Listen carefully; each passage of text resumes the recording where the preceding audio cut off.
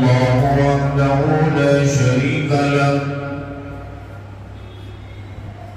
ونشهد أن سيدنا وسندنا وشفينا وحبيبنا وحبيب ربنا وطبيبنا وطبيب قلوبنا وطبيب عيوبنا وطبيب أرواحنا وطبيب أجسادنا ومأوانا وملجانا وقائدنا وقطبتنا ومرشدنا وآلانا وأولانا ومولانا محمدا عبده ورسوله صلى الله عليه وعلى آله وأصحابه وبارك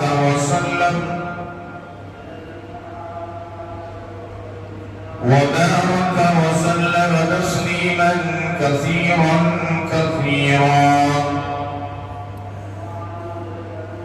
أما بعد فأعوذ بالله السميع العليم من الشيطان الرجيم.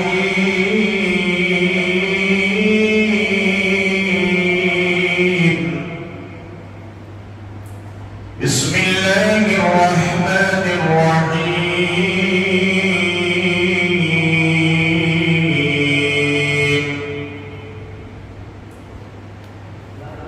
يا أيها الذين آمنوا ادخلوا في السلم كافة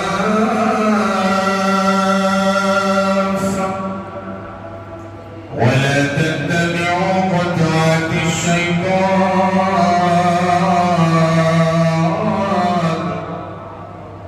إنه لكم عدو مبين.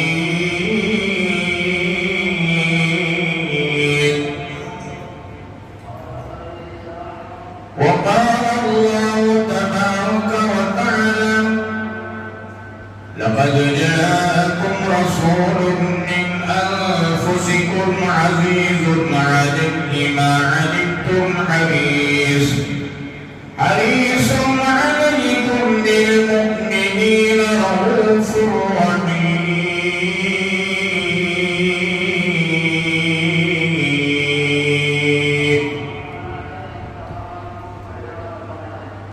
وقال الله تبارك وتعالى في مقام آخر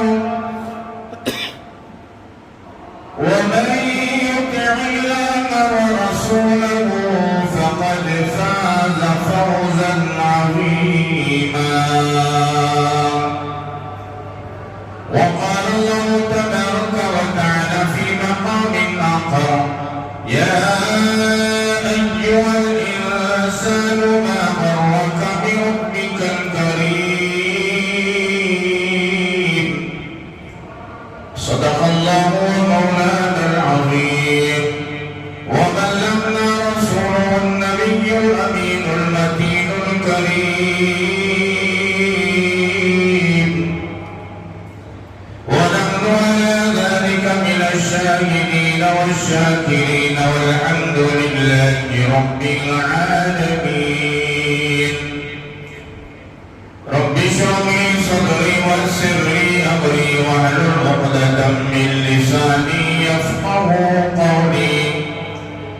اللهم صل على سيدنا مولانا محمد في أول كلامنا. اللهم صل على سيدنا مولانا محمد في أوسط كلامنا. اللهم صل على سيدنا مولانا محمد في آخر كلامنا. معزز السامعین کرام، بزرگان محترم اور برادران عزیز، اللہ تبارک و تعالیٰ کا بے پناہ کرم ہے، شکر ہے اور اس کا احسان ہے اللہ تبارک و تعالیٰ نے ہم سب کو اپنے پاکیزہ مقدس مطہر دربار میں جمعہ کی ادائیگی کے لیے جمع فرمایا۔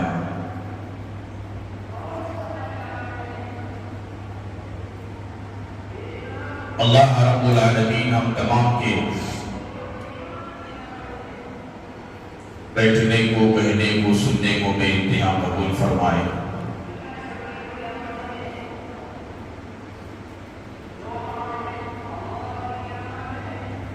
17 جون 2022 عیسوی 16 ذوالقعدہ 1443 ہجری اور روز جمعہ۔ پچھلے جمعوں سے آپ سنتے آ رہے ہیں حج کے متعلق میں نے گفتگو کر رہا تھا۔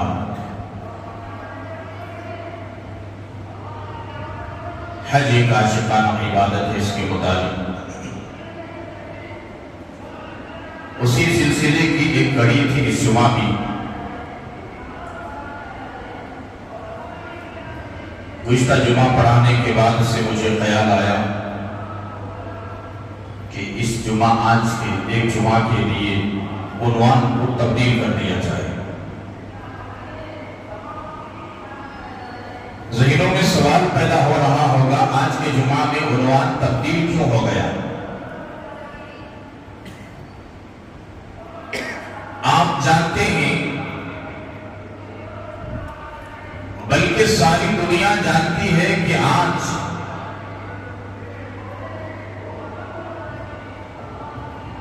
جو دنیا چل رہی ہے، سورج اپنے آفتاب کے ساتھ جو طلوع ہو رہا ہے اور غروب ہو رہا ہے، چاند اپنی چاندنی اور ٹھنڈک کے ساتھ میں جو طلوع ہو رہا ہے اور غروب ہو رہا ہے، ستارے اپنی چمک اور دمک کے ساتھ میں جو نکل رہے ہیں، طلوع ہو رہے ہیں اور غروب ہو رہے ہیں، یہ ٹھنڈی ٹھنڈی ہوائیں، یہ سمندروں کی لہریں، یہ فضائیں، یہ زمین و آسمان، یہ مشرق اور مغرب، شمال اور جنوب، صبح اور شام، رات اور دن، دنیا کی تمام جو خلقت باقی ہے، جو چل رہی ہے، اللہ رب العالمین اس کائنات کو جو چلا رہے ہیں، یہ میں اور آپ اور ساری دنیا جانتے ہیں کہ یہ صدقہ ہے حضرت محمد رسول اللہ صلی اللہ تعالی علیہ وآلہ وسلم کا۔ اللہ رب العالمین نے اپنے محبوب دو عالم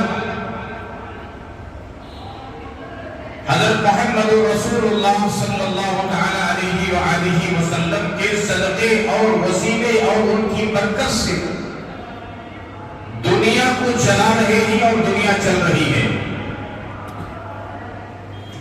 اس میں مسلمان بھی جی رہا ہے، ایمان والا جو جی رہا ہے، یہ بھی میرے نبی کا صدقہ ہے۔ غیر مذہب کے جتنے لوگ، چاہے وہ ہندو مذہب ہو، چاہے وہ عیسائی مذہب ہو، چاہے وہ بدھسٹ مذہب ہو، یا سکھی مذہب ہو، یا دنیا کا کون سا بھی مذہب کیوں نہ ہو، یہودی مذہب ہو یا نصرانی مذہب ہو یا مجوسی مذہب ہو، یہ تمام مذہب کے لوگ بھی جو جی رہے ہیں، آج عافیت کے ساتھ جو کھا رہے ہیں، جو پی رہے ہیں، اللہ تبارک و تعالیٰ نے ان کو انسان کی شکل میں جو باقی رکھا ہے، یہ سب کا سب میرے اور آپ کے ساری کائنات کے آقا و مولا حضرت محمد رسول اللہ سب کہو صلی اللہ علیہ وسلم کا صدقہ اور وسیلہ ہے۔ یہ سورج اور چاند کا نکلنا بھی میرے آقا کا صدقہ ہے۔ یہ ہواؤں کا چلنا بھی میرے آقا کا صدقہ ہے، یہ فضاؤں کا چلنا بھی میرے آقا کا صدقہ ہے، یہ پانی کے اندر لہریں یہ چلنا یہ بھی میرے آقا کا صدقہ ہے، آسمانوں کو قائم کرنا بھی میرے آقا کا صدقہ ہے، زمینوں کو بچھانا بھی میرے آقا کا صدقہ ہے، دنیا کے اندر غرض کے جتنی چیزیں وجود میں لائی گئی اور چل رہی ہے اور قیامت تک جو چل رہی ہے، اللہ تبارک و تعالی خصوصاً انسانوں کو بندر اور صبحوں کی شکل ہونے سے جو بچایا ہے، یہ سب کا سب میرے آقا صلی اللہ علیہ وسلم کا صدقہ اور وسیلے سے ہے۔ ورنہ تو پچھلی قوم کے اندر ہم نے ایسے حالات کو دیکھا ہے، کتابوں میں پڑھا ہے، اللہ تبارک و تعالیٰ نے بعض قوموں کے چہروں کو مسخ کر دیا، خلق ملک کر دیا، بندروں کے چہرے بنا دیا، خنزیر بنا دیا، اور ان کو اللہ تبارک و تعالیٰ نے عذاب میں مبتلا کر دیا، آگ کی بارش کو برسایا، ہواؤں کو بھیج کر کے نیست و نابود کیا، چیخ و پکار کی آواز کے ذریعے سے عذاب کو نازل کیا گیا، پتھروں کی بارش کو برسایا گیا، بادل کی شکل میں اللہ تبارک و تعالی پانی کو لا کر کے ان کو نیست و نابود کیا گیا، سیلاب کی شکل میں لا کر کے اس قوم کو نیست و نابود کیا گیا۔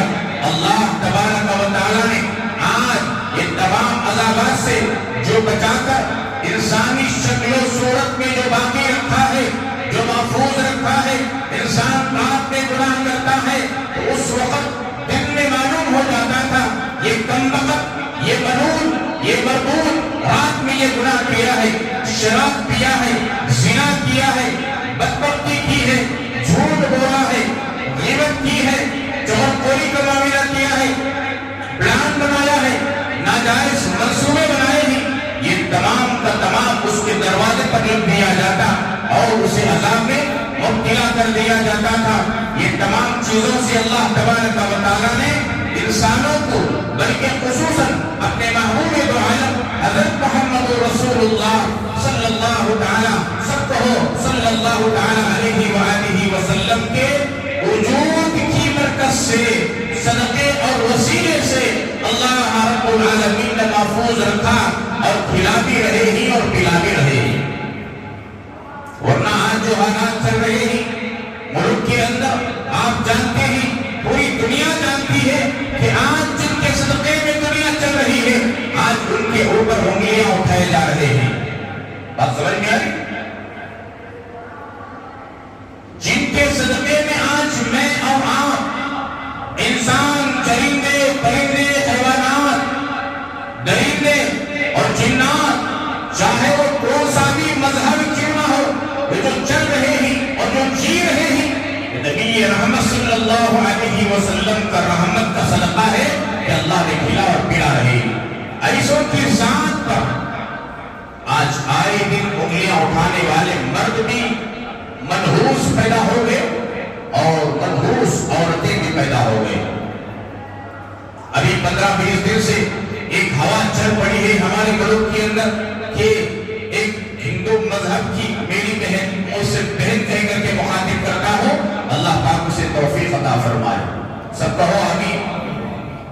ایمان کی دولت سے اللہ پاک اسے مالا مال کرے، لیکن ناواقفیت کی بنیاد پر، لا علمی کی بنیاد پر، کم علمی کی بنیاد پر، دولت کو سامنے رکھ کر، پیسوں کو دیکھ کر، عہدے کو دیکھ کر، مقام کو دیکھ کر، سیٹ کو دیکھ کر، کرسی کو دیکھ کر، مرتبے کو دیکھ کر، جو بڑی شخصیت جن کے صدقے میں اللہ نے وجود بخشا ہے، ان کے اوپر انگلی اٹھائی جا رہی ہے، تو سمجھ جاؤ کہ یہ بدبختی کی علامت ہوتی ہے اور علم سے ناآشنائی کی علامت ہوتی ہے، علم سے دوری کی علامت ہوتی ہے۔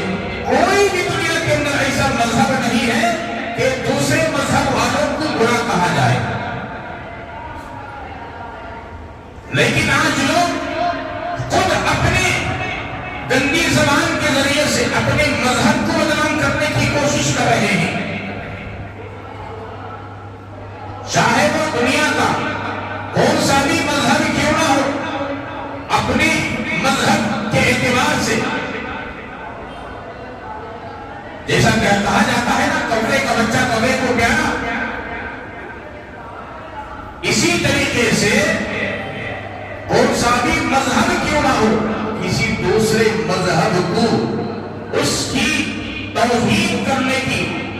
تعمیر کرنے کی اس مذہب کے پیشوا، اس مذہب کے رہبر، اس مذہب کے موسم، اس مذہب کے رہبر کو کبھی برا کہنے کا کوئی مذہب کسی کو اختیار اور اتھارٹی نہیں دیتا۔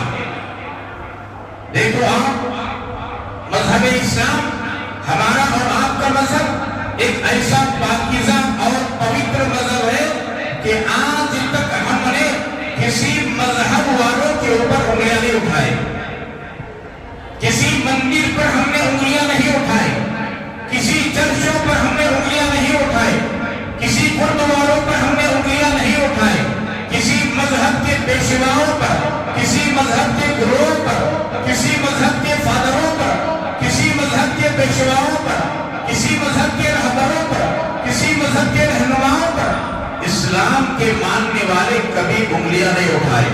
یہ میرے اور آپ کے ساری کائنات کے آقا و مولا جناب محمد رسول اللہ صلی اللہ تعالی علیہ وآلہ وسلم کی تعلیمات ہے۔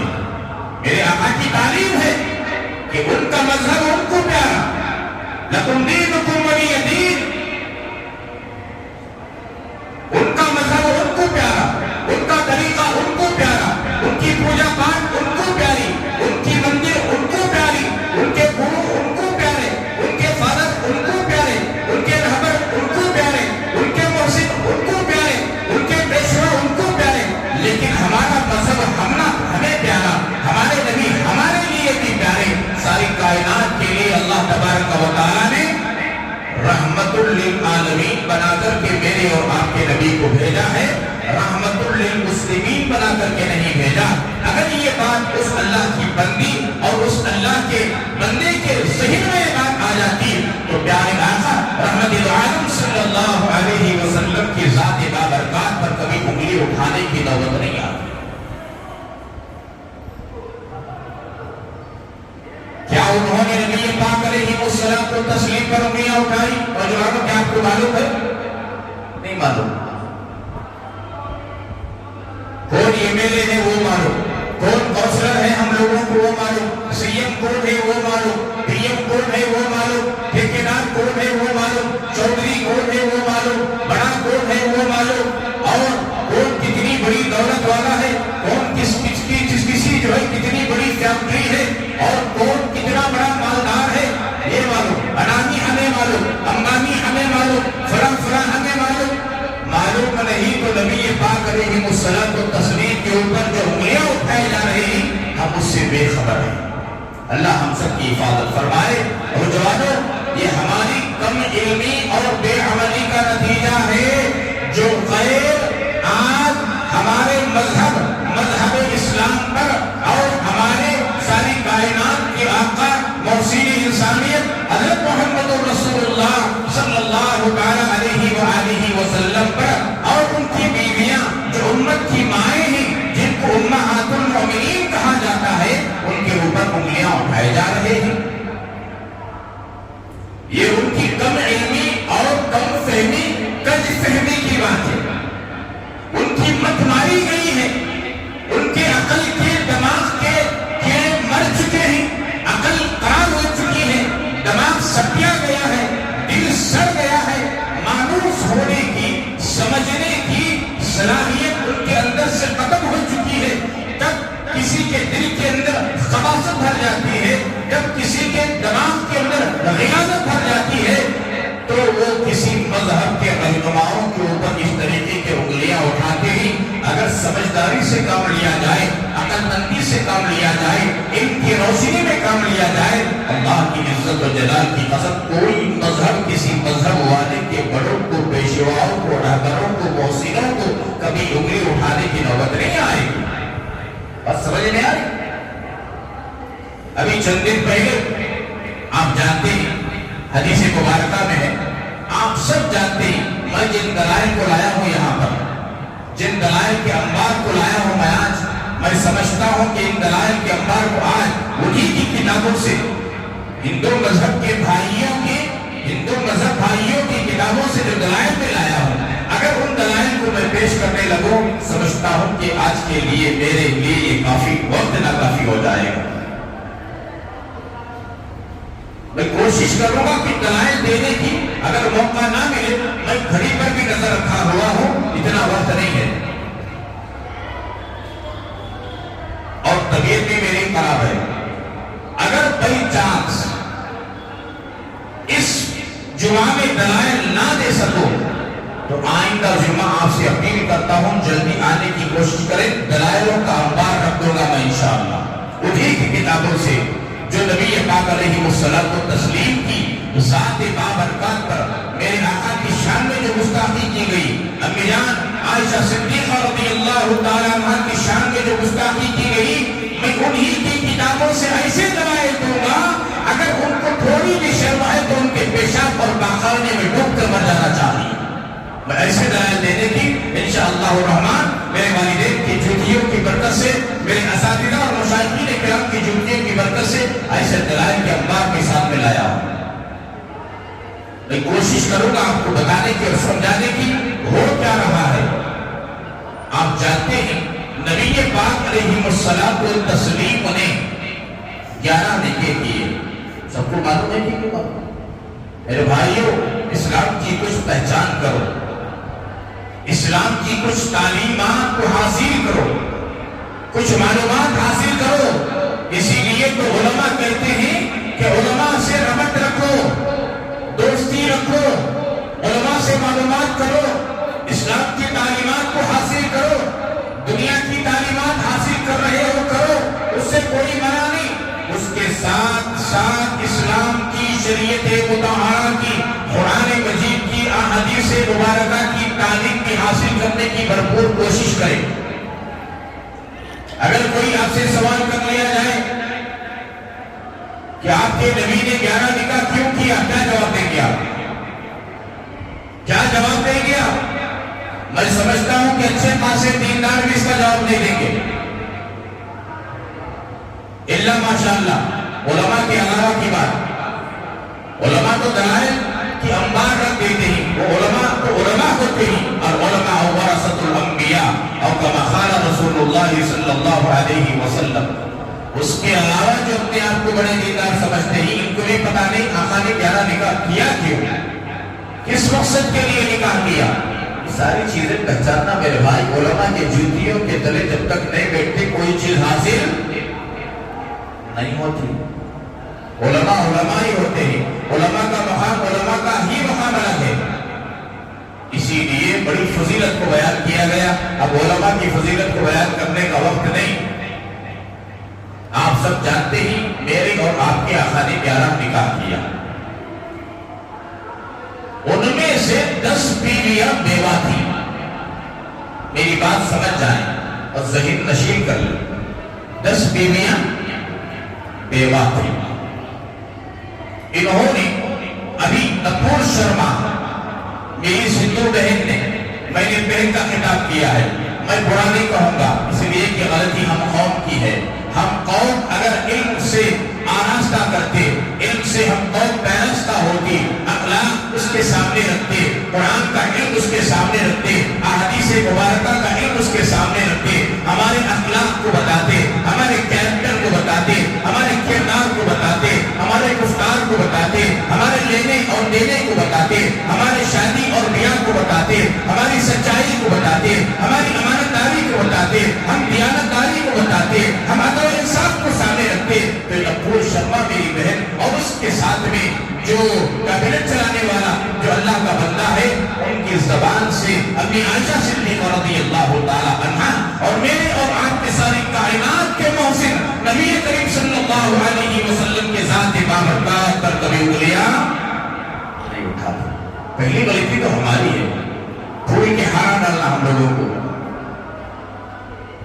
ماشاءاللہ بہت کمال کر دیے، مسلمان ہو کر، مسلمانوں کا نام رکھ کر، مسلمانوں کے گھرانے میں پیدا ہو کر بہت بڑا نام ہم نے کمال کر دیا۔ دھوکے میں پڑے ہی دھوکے میں قرآن کہتا ہے یا ایھا الانسان، اے انسانو ما غرک بربک الکریم، تمہیں کون سی چیز دھوکے میں ڈال رکھا ہے؟ کیوں اپنے رب سے دوری اختیار کر رکھی ہے؟ کیوں اپنے نبی سے دوری اختیار کر رکھی ہے؟ کیوں اسلام سے دوری اختیار کر رکھی ہے؟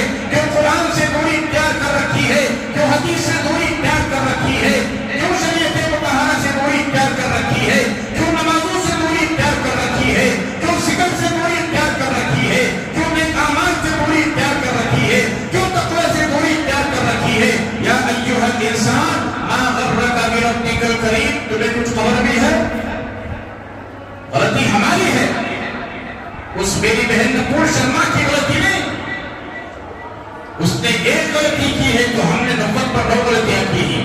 ہاں یقیناً اس نے غلطی کی ہے، جرم کا کام کیا ہے، گستاخی کی ہے، اس کی سزا تو ملنی چاہیے، ملے گی ضرور۔ ہمارے ملک کا قانون اگر اسے سزا دے یا نہ دے، میرے رب کی ذات سے مجھے امید ہے جس نے میرے محمد صلی اللہ علیہ وسلم کی شان میں گستاخی کی ہے، دنیا ان کو دیکھی ہے کہ وہ کتنا ذلیل ہو کر کے دنیا سے گئے ہیں، ایسے عذاب میں ملوث ہو کر کے گئے ہیں۔ اللہ نے ابو جہل کو نہیں چھوڑا، ابو لہب کو نہیں چھوڑا، عتبہ کو نہیں چھوڑا، شیبہ کو نہیں چھوڑا، فرعون کو نہیں چھوڑا، نمرود کو نہیں چھوڑا، شداد کو نہیں چھوڑا، ابی ابن خلف کو نہیں چھوڑا، مشرکین مکہ کو نہیں چھوڑا، اور جو میرے نبی کی شان میں گستاخی کی ہے، میرے نبی کی شان میں انگلیاں اٹھائے ہیں، میری نبی کے شان میں منصورے بنائے ہیں، میری نبی کی شان میں تعلیمیں کی ہیں، ان کی زندگیوں کو اجاڑ کے رکھ دیا پروردگار عالم نے۔ یقین ہے ایسی نپور شرما جیسی بہن اور اس کی پالیسی کرنے والے، اس کی حمایت کرنے والے، اس کی مدد کرنے والے، اس کی سپورٹ کرنے والے، اس کی تائید کرنے والے، اس کے چمچے آگے اور پیچھے چلنے والے اگر یہ سچی پکی توبہ کر لے، اگر اپنی بات کو واپس لے لے اور الگ اعلان کہے کہ ہم سے بھول ہو گئی ہے، ہم سے غلطی ہو گئی ہے، اسلام کے بلکہ ساری کائنات کے آقا جن کے وجود کی برکت سے یہ بھی جی رہی، نپور شرما میری بہن جو آج جی رہی ہے، جو عزت سے پھر رہی ہے، جو کھا رہی ہے، جس کی انسانی شکل بنی ہوئی ہے، بندر نہیں بنی، خنزیر کی شکل نہیں بنی، یہ میرے محمد صلی اللہ علیہ وسلم کی برکت ہے۔ اگر اسے سمجھ میں آ کر کے اس اپنی باتوں کو واپس لے لے اور شرمندہ ہو جائے، پشیمان ہو جائے، آئندہ حد کرے کہ کبھی مذہب اسلام پر، مساجد پر، مدارس پر، علماء پر، مذہب اسلام کے پیشوا محمد رسول اللہ صلی اللہ علیہ وسلم پر انگلیاں نہیں اٹھائے گی، اگر اس بات کا اعتراف کر لے، مان لے، تو اللہ کی ذات سے امید ہے کہ ان کی زندگی عافیت کے ساتھ میں گزر سکتی ہے۔ نہیں تو ہم امید کرتے ہیں کہ اللہ رب العالمین کا عذاب ایسا آئے گا، ایسا آئے گا۔ قرآن کہتا ہے ان بطش ربک لشدید، اللہ کی پکڑ ایسی آئے گی، ساری دنیا دیکھے گی کہ نبی کی شان میں جو گستاخی کی ہے، ہم نے بالغ ہونے کے بعد اسے اب تک دیکھا ہے، جو نبی کی شان میں گستاخی کی ہے، میرے محمد کی شان میں گستاخی کی ہے، غلط منصوبے بنائے ہیں، غلط تعلیمیں بنائے ہیں، مساجد پر انگلیاں اٹھائے گئے، مدارس پر انگلیاں اٹھائے گئے، علماء پر انگلیاں اٹھائے گئے، قرآن پر انگلیاں اٹھائے گئے، حدیث پر انگلیاں اٹھائے گئے۔ ایسے لوگوں کی نوبت کیا ہوئی ہے، ایسے لوگوں کی نوبت کیا ہوئی ہے، ایسے لوگوں کو اللہ تبارک و تعالیٰ نے کیسے عذاب میں مبتلا کیا ہے، دنیا دیکھی ہے، دیکھ رہی ہے، آئندہ بھی دیکھیں گے انشاءاللہ۔ میں آپ سے کہہ رہا تھا میرے آقا نے 11 نکاح کیے، سب کو معلوم ہے نہیں؟ 10 بیوہ، ایک کنواری۔ انہوں نے الزام کیا لگایا؟ 10 بیویوں سے بیواؤں کو جو سہاگن بنایا، 10 بے سہارا کو جو سہارا دیے میرے محمد صلی اللہ علیہ وسلم نے، اس کی طرف ان کی نظر نہیں گئی، نظر گئی بھی ان کی گندی نظر امی جان عائشہ طرف گئی۔ کیوں؟ امی جان عائشہ سے جو نکاح ہو کر جو رخصتی ہوئی، امی جان عائشہ کی عمر 9 سال کی تھی۔ کتنے سال کی؟ آج بھی ایسے مسلمان ہیں جن کے سامنے یہ بات کہا جائے کہ امی جان عائشہ کا نکاح ہو کر 3 سال کے بعد جو 9 سال کی عمر میں رخصتی ہوئی، یہ بات جب ہمارے مسلم سماج میں، مسلم سوسائٹی میں نوجوانوں کے سامنے بات آتی ہے تو ڈھیلے پھٹ جاتے ہیں۔ ہو کیا اسلام سے وابستگی رکھو۔ ان میرے بھائیوں سے جو ٹیکہ لیے ہی ذرا قریب ہو، اور اللہ طاقت دیا، ہمت دیا، جی بڑے ہیں تو بات الگ۔ اب سمجھو سمجھو بزرگوں کے لیے، دیکھو نا بزرگ یہاں بیٹھی آرام سے بیٹھی، انہوں چاہے تو ٹیک لگا کر بیٹھ سکتی۔ نوجوان بچے سامنے ہو نا، نوجوانوں کے لیے اللہ نے ہمت دیا، طاقت دیا، पावरफुल रहना चाहिए हमेशा। बस समझ में आ रही? देखने की गुंजाइश नहीं। बुढ़े हो गए तो बोलो ठीक है, टिका लो, चेयर पर बैठो, आराम से बैठो, शरीर इजाजत देती।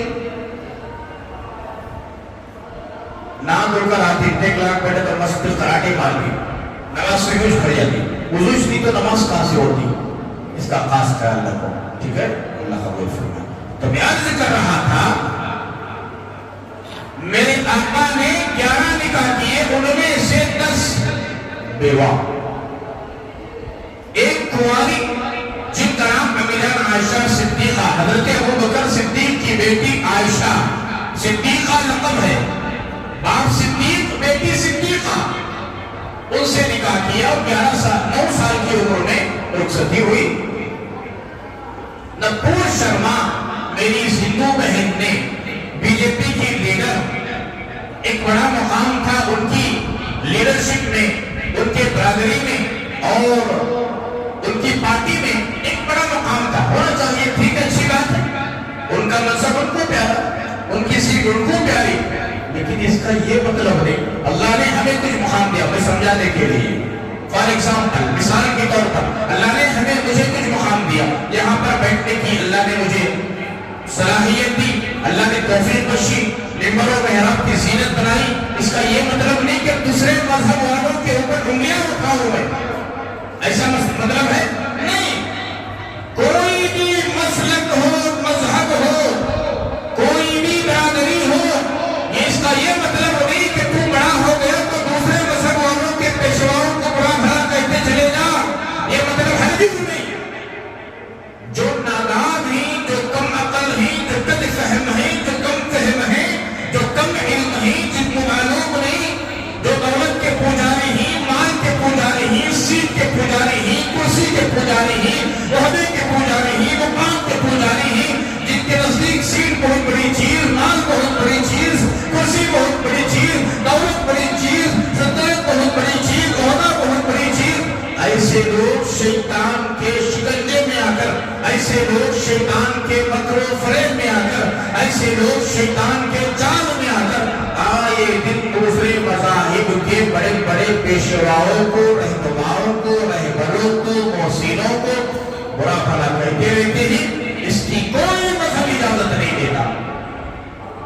उसने शिकायत की, शिकायत का बल्कि बड़ी गंदी अल्फाज का इस्तेमाल किया कि तुम्हारे नबी, नौज़ुबिल्लाह, मेरी ज़बान नहीं उठ रही है, तुम्हारे नबी ने 9 साल की उम्र में आयशा से निकाह क्यों किया? अरे तुझे उससे लेना देना था। हदीस मुबारका में आता है, मेरे महबूब दो आलम सल्लल्लाहु अलैहि वसल्लम इरशाद फरमाते हैं, मैं 11 औरतों से निकाह किया, 4 बेटियां मुझे मौजूद थी। किसी औरत से निकाह उस वक्त तक नहीं किया जब तक के परवरदिगार आलम की तरफ से हुक्म नाज़िल नहीं हुआ। आप अंदाजा लगाए, नबी करीम सल्लल्लाहु अलैहि वसल्लम की उम्र मुबारक 25 साल की थी। जवानी का आलम था, शबाब का आलम था, जोश का आलम था, ताकत का आलम था, गर्मी का आलम था।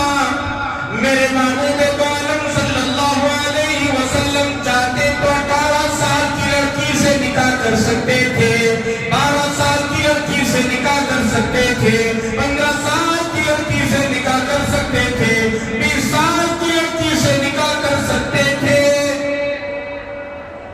आज का अगर कोई नौजवान 25 साल की उम्र को पहुंच गया है, उसका पहला निकाह होने वाला है, उससे कहो कि बेवा औरतें तुम उससे निकाह कर लो, या उससे कहो कि तुम्हारे बराबर वाली उम्र की एक लड़की है उससे निकाह कर लो। लड़का भी मानने के लिए तैयार नहीं होगा, लड़के की माँ भी मानने के लिए तैयार नहीं होगी, लड़के की बाप भी मानने के लिए तैयार नहीं होगा, लड़के का खानदान कबीला बरादरी मानने के लिए तैयार नहीं होंगे। क्या जी, मेरे बच्चे के ऊपर 25 साल का, तो 25 साल की लड़की होना क्या, कुंवारी होना, छरारी होना, छोटी حماقتیں ہوتی نہیں ہوتے.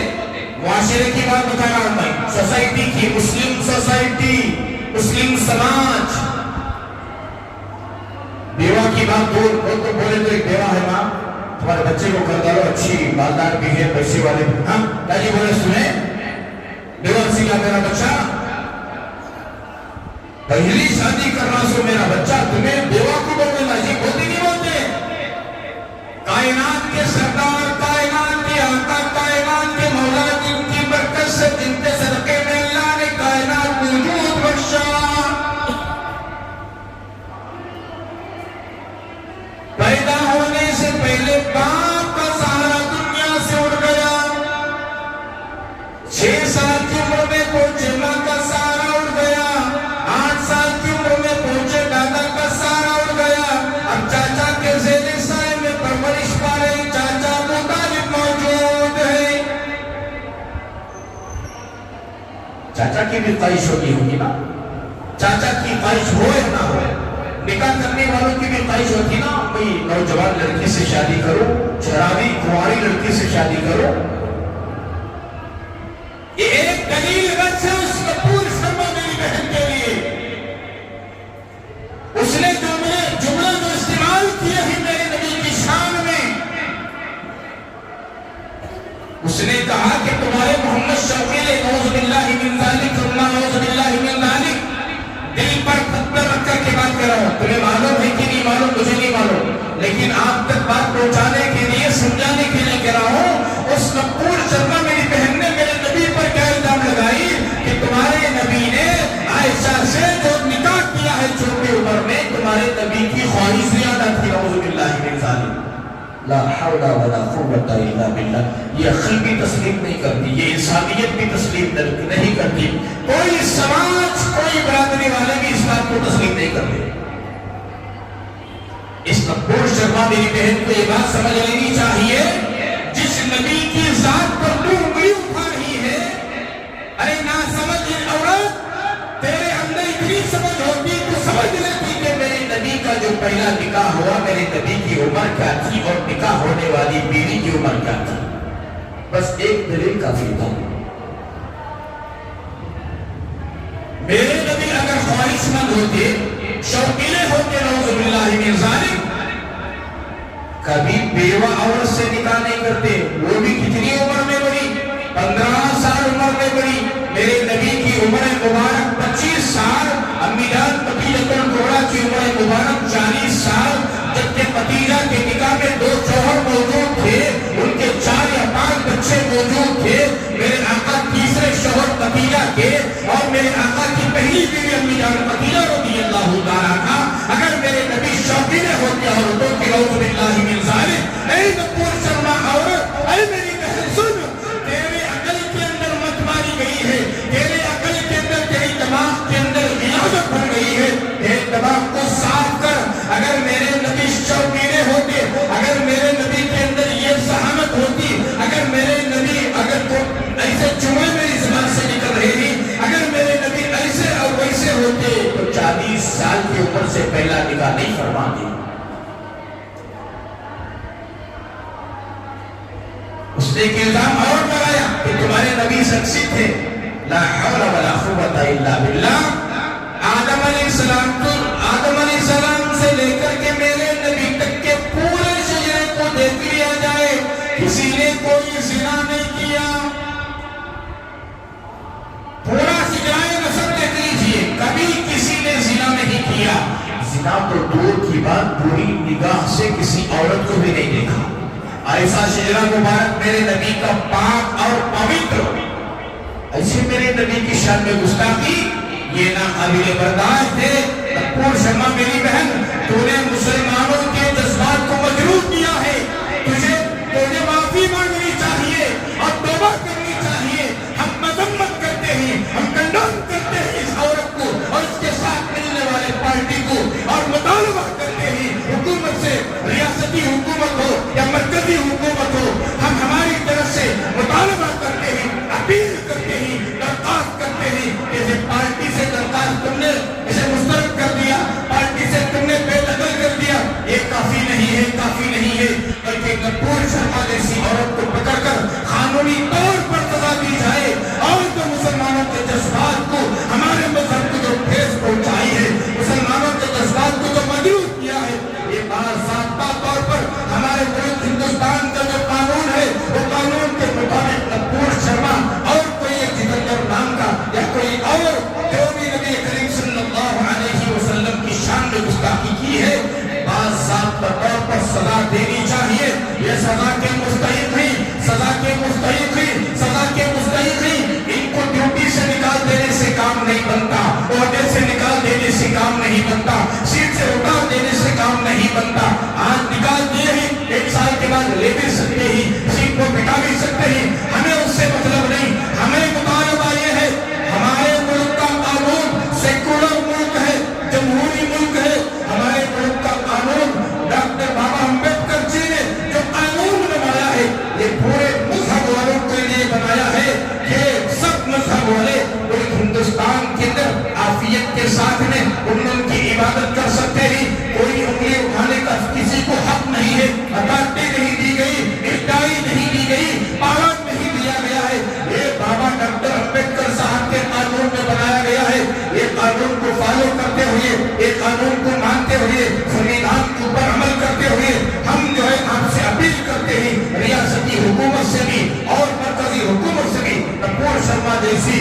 عورت کو جو ہے باقاعدہ طور پر سزا دینی چاہیے سزا دینی چاہیے سزا دینی چاہیے اور یہ اعلان کرنی چاہیے اور یہ حکم نافذ کرنی چاہیے آج کے بعد قیامت کی صبح تک ہم رہیں یا نہ رہیں نسل آئے گی جاتے رہیں گے آتے رہیں گے جاتے رہیں گے لیکن قانون باقی رہے گا کہ اعلان کر دیں اور قانون بنا دیں کوئی مذہب والا کسی دوسرے مذہب والے کے گروہ کو ان کے فادروں کو ان کے پادریوں کو ان کے پیشواؤں کو ان کے رہبروں کو ان کے مرشدوں کو ان کے بڑوں کو کوئی انگلی نہیں اٹھانا ہم آپ سے ریاستی ملک سے بھی اور مرکزی ملک سے بھی ہم اعلان کرتے ہیں اور اپیل کرتے ہیں درخواست کرتے ہیں کہ ایسا قانون بنایا جائے اور جو مجرمانہ حرکتیں کر کے مسلمانوں کے دلوں کو مجروح کیا ہے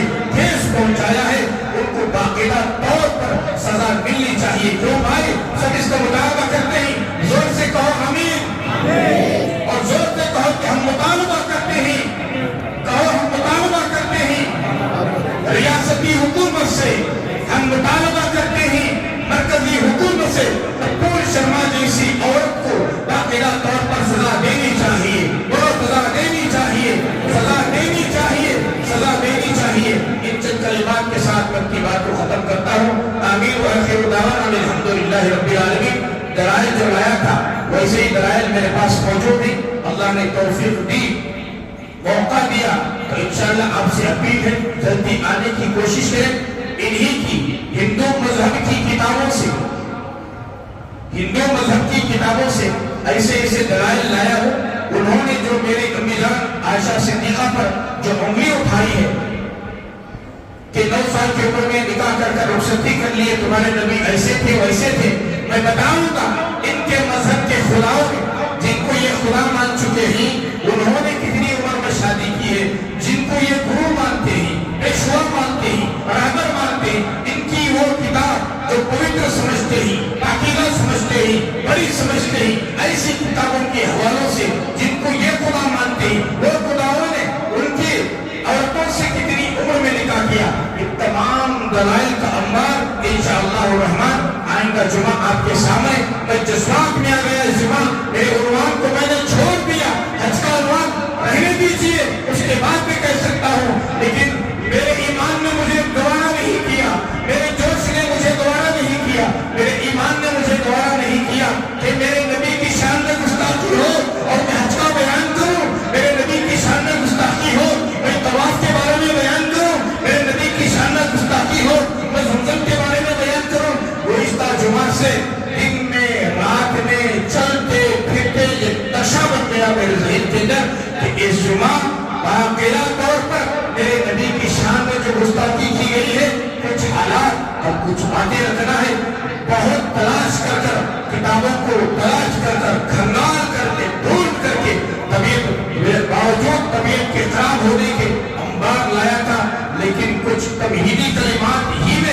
یہ آج کا وقت ختم ہو گیا ہے، آئندہ جمعہ جلدی آئیں گے اگر آپ سچی محبت کرتے ہیں نبی سے، آئندہ دیکھتا ہوں میں، آئندہ تمہارا امتحان ہے، میں ممتحن ہوں، آپ امتحان دینے والے ہیں، سمجھ لیجئے آپ امتحان دینے والے ہیں آئندہ جمعہ۔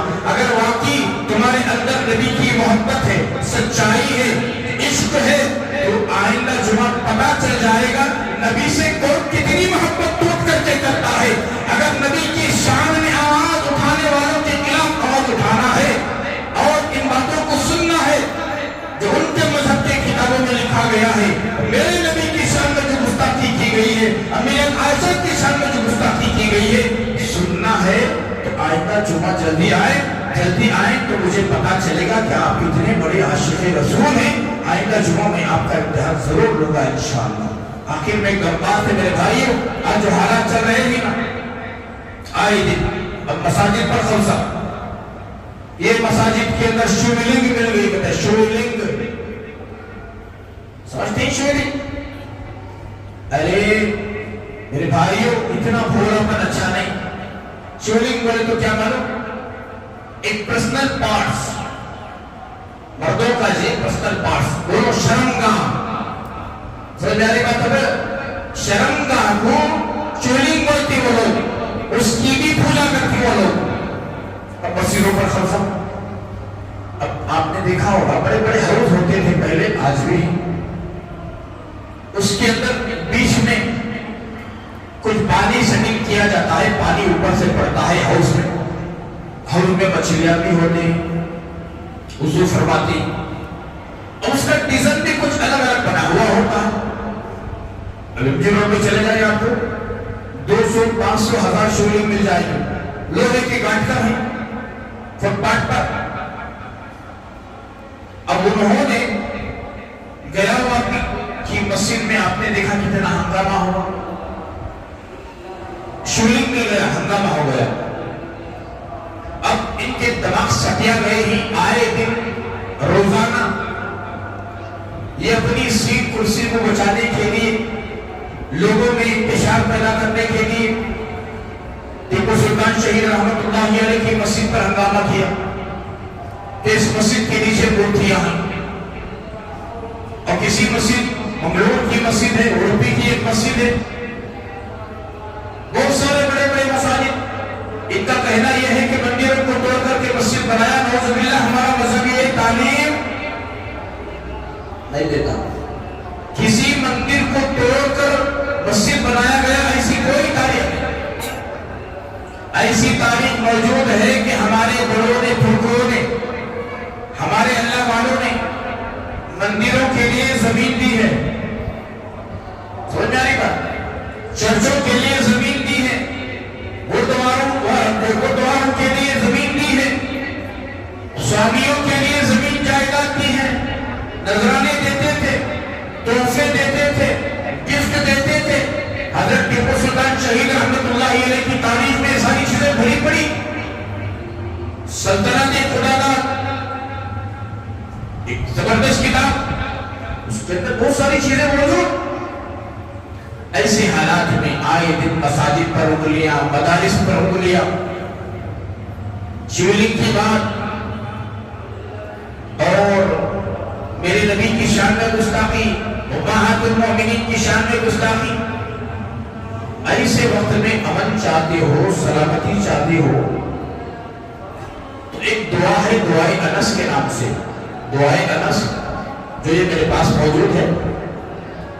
ہمارے دوست جناب فائز صاحب بہت ہی نہایت مخلص دوست تھے ہمارے، شیواجی نگر پر رہتے ہیں، بہت دنوں سے ملاقات نہیں ہوئی تھی، کل اچانک فون پہ بات چیت ہوئی، بڑوں نے اشارہ کر کر یہاں بھیجا ہے، اکابر علماء نے کہا کہ وہاں مسجد عمر فاروق میں چلے جاؤ، ابتدا کرو، پھر اس کے بعد دوسری مسجد، تیسری مسجد، اب میں اس کا ذکر ایک طویل لمبا ہو جائے گا۔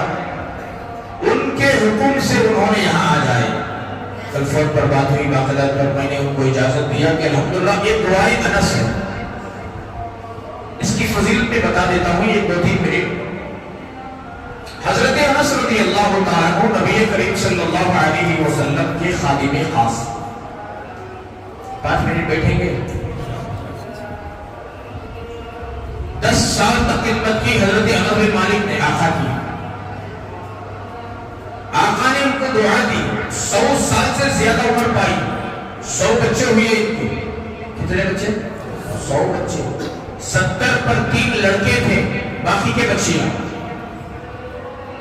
ان کی جان میں، مال میں، عزت میں، آبرو میں اللہ نے اتنی برکت دی، اتنی برکت دی. اللہ اکبر. خود حضرت انس فرماتے ہیں میں نے اپنی اولاد میں سے پوتوں کو، پرپوتوں کو، پوتیوں کو، پرپوتیوں کو، ان کو کتنے لوگ مر گئے میں اپنے ہاتھوں سے دفنایا. اتنی بڑی عمر پائے ہیں، صحت بھی اللہ نے دیا. اور سب کی فصل سال میں 1 مرتبہ آتی تھی. ان کی فصل جو کھجور تھے سال میں 2 مرتبہ آتے تھے. آقا نے دعا دی تھی. ایک مرتبہ حجاج بن یوسف کے پاس گئے. بڑا ظالم بادشاہ تھا وہ حجاج بن یوسف.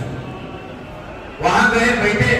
حجاج بن یوسف نے اپنے غلام سے کہا کہ میرے پاس جو 400 گھوڑے ہیں قسم قسم کے، ان کو دکھا کر آؤ. حضرت انس بن مالک کبھی دیکھے نہیں ہوں گے. وہ خادم لے گیا، حضرت انس بن مالک کو دکھایا. 400 گھوڑے دیکھ کر حضرت انس بن مالک واپس آئے. حجاج بن یوسف نے حضرت انس بن مالک سے پوچھا اے انس تم بتاؤ کیا اس سے بہترین گھوڑوں کو تم نے دیکھا؟ حضرت انس مسکرائے کہا اس سے بہترین گھوڑوں کو میں نے آقا کے پاس دیکھا. اس کی کیا حیثیت؟ اور حضرت انس نے نڈر ہو کر کے کہا دیکھو رسول اللہ صلی اللہ علیہ وسلم نے ارشاد فرمایا 3 قسم کے لوگ ہیں جو گھوڑے پالتے ہیں. نمبر 1 جہاد کو جانے کے لیے، اعلاء کلمت اللہ کو زندہ کرنے کے لیے، جو جنگ کے لیے، جہاد کے لیے گھوڑے پالتے ہیں. کل قیامت کے دن گھوڑے کا خون، گوشت، اس کا لید یعنی گوبر سب ملا کر کے نیکیوں کی طرح تمہیں تولا جائے گا، یہ اجر دیا جائے گا جہاد کے لیے گھوڑے پالنے والے کے لیے. اور دوسری بات وہ لوگ جو سواری کے لیے گھوڑے پالتے ہیں، کہیں جانے کے لیے سوار ہو کر جائیں، نہ ان کے لیے ثواب ہے نہ عذاب ہے. اور تیسری بات آقا نے فرمایا جو گھوڑے اس نیت سے پالتے ہیں کہ ان کی شان جتانے کے لیے، نام و نمود کے لیے، فخر کے لیے جو گھوڑے پالتے ہیں ان کا انجام برا ہوگا دنیا آخرت میں. انہی میں سے تم اور تمہارے گھوڑے ہو. حجاج بن یوسف بڑا ظالم تھا، کسی کی مجال نہیں ہوتی تھی اس کے سامنے کھڑے ہو کر بولنے کی. تھرواتے تھے، کانپتے تھے. ایک دم آگ بگولا ہو گیا، نیام سے تلوار نکالنے لگا، کہنے لگا انس اگر تم محمد رسول اللہ کے خادم خاص نہ ہوتے آج تمہارے ساتھ میں کیا سے کیا کر دیتا. وہ کی زبان میں سنی کہ ہین سے ہین بجا دیتا. حضرت انس مسکرائے کہا کہ تم میرا ایک بال بھی ٹھیکا نہیں کرو گے. اتنے بڑے ظالم کے سامنے جا کر حضرت انس فرمائے تم میرا ایک بال بھی ٹھیکا نہیں کرو گے. کیوں؟ اس لیے کہ میں نے نبی کے زبان مبارک سے دعا سنا ہو. وہ دعا صبح میں بھی پڑھتا ہوں اور شام میں بھی پڑھتا ہوں. میرے آقا نے فرمایا اس دعا کو اگر کوئی صبح میں پڑھ لے اور شام میں پڑھ لے، انسان، بادشاہ، جنات، شیاطین، دشمن، شر، فساد، فتنہ، یہ تمام چیزوں سے لاپرواہ ہو جاتا ہے، اللہ کی حفاظت میں آ جاتا ہے. یہ میں پڑھ کر صبح میں آیا ہوں، تم میرا ایک بال بھی نکال نہیں سکتے. یہ بات سننا تھا. ان کی باتوں میں اتنا روب آیا، اتنا بڑا ظالم حجاج بن یوسف مرعوب ہو گیا، دم بغل ہو گیا، سر نیچے جھکا لیا. اور آخر میں حضرت انس رضی اللہ تعالیٰ عنہ نکلنے لگے. ایک دم لجاجت کے ساتھ، عاجزی کے ساتھ حجاج بن یوسف نے کہا اے انس، اے میرے نبی کے خاص خادم، وہ دعا کیا ہے مجھے سکھا دیجئے. حضرت انس نے کہا تم اس قابل نہیں ہو جو تمہیں یہ دعا سکھائی جائے، میں تمہیں دعا نہیں سکھاؤں گا. واپس نکل کر آ گئے. پھر اس کے بعد جب حضرت انس رضی اللہ تعالیٰ عنہ نے انتقال کا وقت جب آیا، حضرت انس کے جو خادم تھے انہوں نے کہا میرے آقا حجاج بن یوسف نے جو درخواست کی تھی دعا کی، آپ نے سکھانے سے منع کر دیا، وہ دعا میں سیکھنا چاہتا ہوں، آپ مجھے سکھا دیجئے۔ حضرت انس نے فرمایا ہاں ہاں تم اس کے مستحق ہو، تم یہ دعا سیکھ لو۔ یہ وہی دعا ہے جو مستند کتابوں سے لے کر کے بڑے بڑے علماء، مشائخین کرام نے، محدثین نے، مفسرین نے اس کی تائید کی ہے۔ آپ سے گزارش ہے کہ یہ گھر میں اٹکائیں، اور اس کی برکت بھی یہ ہے کہ جہاں یہ اٹکایا جاتا ہے کوئی فتنہ فساد نہیں ہوتا، اور اس کے اٹکانے سے بہتر ہے کہ صبح میں ایک مرتبہ پڑھ لیا جائے، شام میں ایک مرتبہ پڑھ لیا جائے۔ کئی سالوں سے اس عاجز اور فقیر کا معمول ہے، فجر کے بعد بھی میں پڑھتا ہوں، مغرب کی نماز کے بعد بھی میں پڑھتا ہوں، میرا معمول ہے۔ جب ان دعا کو پڑھنے والا ہو جائے آدمی نڈر ہو جاتا ہے، اللہ کے سوا کسی کو نہیں ڈرتا۔ بس سمجھ میں آئی؟ آج کے حالات کے حساب سے جو فتنہ فساد، خون ریزی، دنگا فساد، مصیبتیں، حادثے یہ جو چل رہے ہیں آئے دن، بہترین مفید دعا ہے۔ ہمارے دوست جناب فیض صاحب نیچے لائے ہیں، 3 قسم کے فریم بنائے گئے ہیں، ایک بڑا والا ہے، ایک اس سے درمیان والا ہے، اور اس سے چھوٹے والا ہے۔ یہ الگ الگ قیمت میں، معقول قیمت میں، بغیر کوئی منافع کے ایک مناسب رقم میں آپ کو دی جائے گی۔ نماز سے فارغ ہوتے ہو کر ہر کوئی خریدتے ہوئے جائے، کوئی خالی نہ جائے، اور گھر میں پڑھنے کی کوشش کرے گا۔ گھر میں 4 آدمی 5 آدمی کم سے کم ایک تو پڑھ لیتے، 2 تو پڑھ لیتے۔ مرد کو پڑھنے نہیں آتا، عورت تو پڑھ لیتی، عورت کو نہیں آتا، مرد کو آتا ہے، بیوی شوہر بیوی کو نہیں آتا، کم سے کم بچے تو پڑھ لیتے۔ ایسے بہت سارے ہیں، اس لیے ان تمام حالات سے بچنے کے لیے اس دعا کا اہتمام کیجئے۔ دعا کا نام ہی دعائے انس، اسے لیتے ہوئے جائیں۔ اللہ پاک مجھے آپ کو عمل کی توفیق عطا فرمائے۔ آمین و آخر دعوانا الحمدللہ رب العالمین۔ آئندہ جمعہ جلدی آنے کی کوشش کریں۔